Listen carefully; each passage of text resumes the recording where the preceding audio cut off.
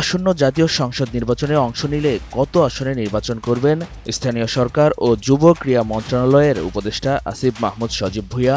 এমন প্রশ্ন ঘুরপাক খাচ্ছিল সব জায়গায়।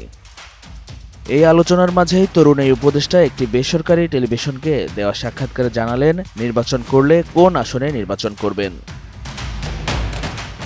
সোমবার ৩ নভেম্বর এক সাক্ষাৎকারে আসিফ মাহমুদ সজীব ভুঁইয়া বলেন, ঢাকা ১২ আসন থেকে নির্বাচনে দাঁড়াবেন।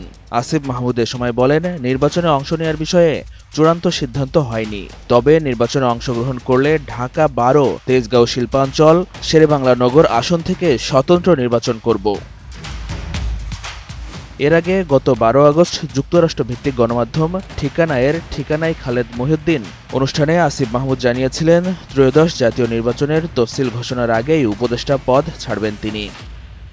এছাড়া ১৪ আগস্ট সচিবালয়ে সাংবাদিকদের তিনি বলেছিলেন, যাদের রাজনীতি ও নির্বাচন করার ইচ্ছা আছে সবারই তফসিলের আগে পদত্যাগ করা উচিত। আমি নির্বাচন করার বিষয়ে এখনও চূড়ান্ত সিদ্ধান্ত নেইনি, তবে সিদ্ধান্ত নিলে অবশ্যই তফসিলের আগে পদ ছাড়ব। এনসিপিতে যোগ দিচ্ছেন কিনা জানতে চাইলে আসিফ মাহমুদ তখন বলেন, এনসিপিতে যাচ্ছি বিষয়টি এমন না, আমি পদত্যাগ করলে নানান বিষয়ে চিন্তা ভাবনা করে সিদ্ধান্ত নিব।